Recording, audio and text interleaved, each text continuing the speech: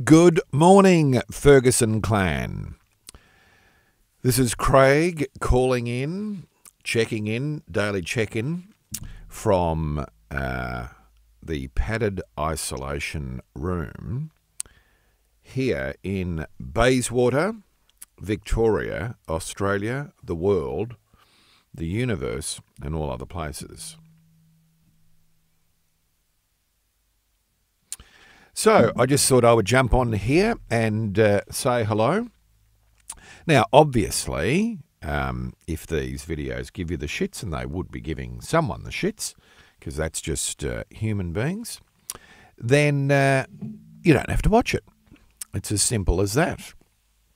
In fact, as I've said to you many times before, if you're not enjoying all of this annoyance and communication on Facebook Messenger, you can easily jump out, leave the group, nobody will be offended, or you can actually silence so it doesn't ding at you all the time.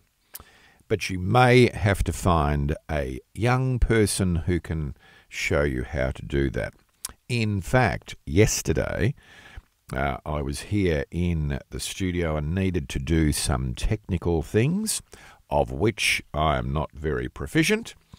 So I went and got my very clever 11-year-old Emily Kate, and she came in here and surprised me, actually, because I didn't actually know she was that great with technology, and just went ching, ching, ching, ching, and all was done, which was great. So what have I got to tell you? I got up early this morning. Well, I am an early riser anyway. But I tell you what I have started to do, which is different, and I'm only doing it because of this sort of home isolation thing, and that is getting up as soon as I wake up, out of bed, into the shower. Shower, shave, shower, the other thing, get dressed, and get on with the day. Because what I was finding was I was getting out of bed, tracksuit on, slothing around all day in a tracksuit. Then it got to 4 or 5 o'clock, and I'd think, might have a shower. And when, this is only for me, might be different for you, but what I was finding, you just sloth around all day in your tracksuit and not really getting motivated. And, well, I can't afford to do that because that doesn't work for me, but it might work for you. But whereas I find if I get out of bed, get you out, get up, boom, boom, green tea and honey to warm the voice up, in here, start work, that's good. So I did a voice over first thing this morning for the United Kingdom. Hello to our stick relations in the UK, whom we are yet to hear from. Leslie, get your act together. And it was for a jewellery store in, I don't know where it was for. Oh, the script's on the phone. So anyway, they wanted a slow, deep, sexual read. So I did that. Not quite sure that I mastered this. Bit hard for blokes to be sexual. Probably sensual was what they meant. Anyway, but I'll actually send the rough through to you after this video. If you're interested, you can listen. If you're not, throw it to the shithouse. And but anyway, so that is done. So I just thought I'd talk to you about a few things out of interest. And again, only if you're interested, how does voiceover work these days? Well, it's very different to when I first started, because what used to happen back in those days was that you would get a phone call from a production house asking you if you could do a voiceover, and you would organise a time, drive to the recording studio, and of course they were all in the city. Most of them were in the city. Record the script, get paid really well. Can you believe that getting paid for voiceovers, when I started back in the late 80s, we were getting paid more back then for voiceovers than the average fee now, unless you're one of the big names. That's sad, but that's life. So that's how you used to do it. Drive in, do it, drive back. Now what happens is that everybody who's a serious voiceover artist, like me, has their own, build their own studio at home. As I've said to you before, I think this was the laundry. And so we gutted the laundry, built a room within a room. So within the walls of this room, which was a really good size room when we started out. But then what I realised is we had to build a frame within the confines of this room. So a room within a room, but the walls are the new walls are probably, they're that thick, with 3 lots of soundproofing plaster. Oh, actually, hang on. Now it's that. How long is that, Grant?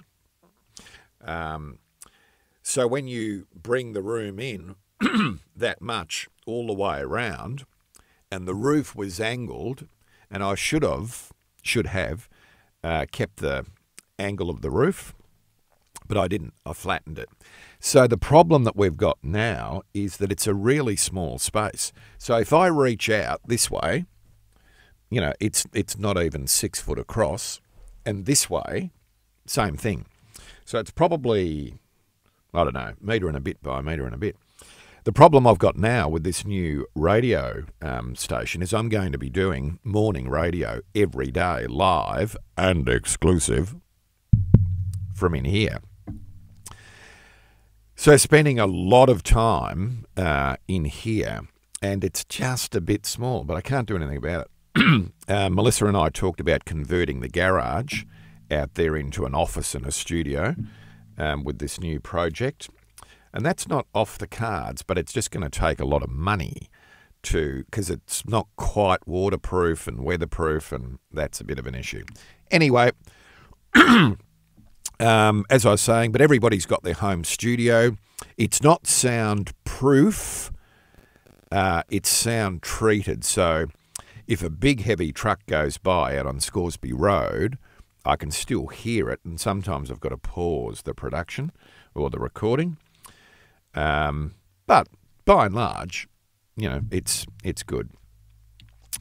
My 3 kids, most of you know, Tom, Grace and Emily, go back to Diana today. Wednesdays is always our changeover day. So they'll go back down there. Diana's working from home as well, like most people at the moment, so that's fine.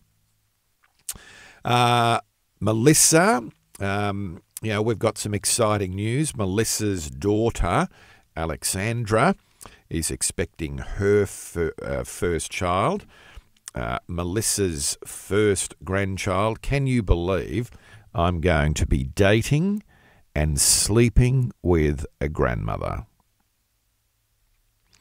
So Wayne, you know how that feels. Grant, you know how that feels. Les, Bian, you know how that feels. Who else is on here that would know? No. So there's only a handful of us who are dating and sleeping with a grandmother. But anyway, that's very exciting. Alexandra is completely over everything. She's not huge, though, I've got to say. She's very, very compact, but she's fit, like her mum, fit and healthy, so very compact.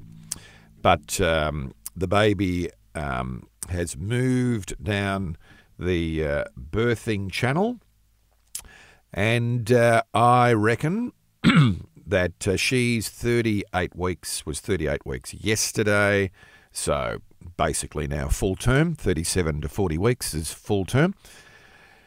And so any day now, she could or will deliver. A friend that I know, a professor, is saying that his prediction is that we will be in this sort of 3-month, this lockdown situation, quite probably for the next 3 months. Get used to that. As well as doing voiceovers, I'm also have just been engaged by the Ambulance Service of Tasmania to coach and mentor and talk to their executives because they're highly stressed. Things are really busy. So you all know that I've been doing executive leadership coaching for quite some time, although I'm a bit sort of over that these days. But a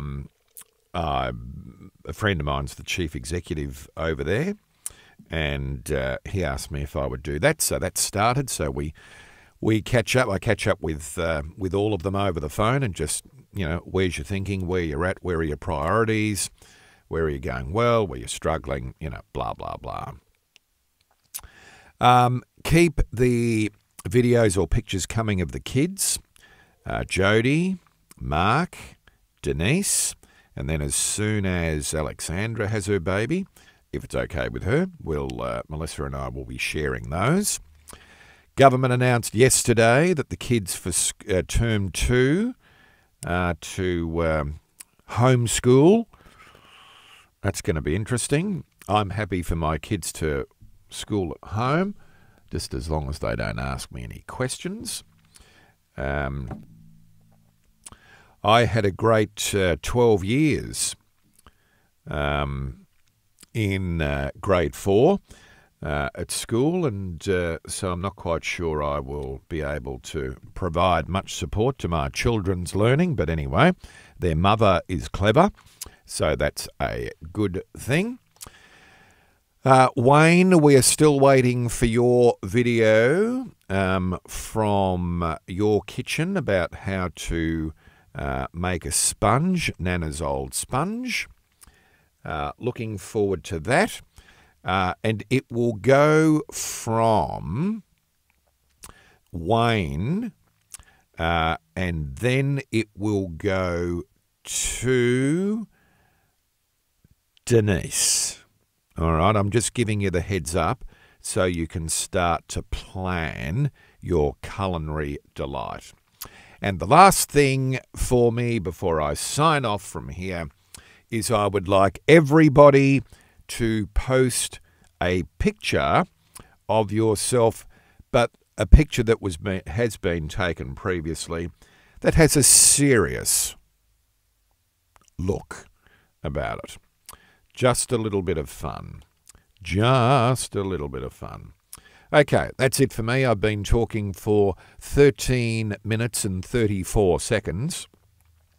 And I know nobody will be watching this long anyway. So have a good Wednesday. Take care. We've got Easter coming up. Chocolate. I love chocolate, and I especially love Easter egg chocolate. But we're all going to have to be a bit careful. And get out and exercise. We all must exercise. You're allowed out for 30 minutes a day, so it's important we all do it. I go for a run. I've got a 6-kilometre running course around here. And then when we're at Melissa's, she's got a good 6K course as well over there in Werribee, where I will be later this afternoon. Have a good day. Lovely speaking to you all. Take care of yourselves. Reach out to family and friends, and we will chat soon. So keep smiling, and bye for now.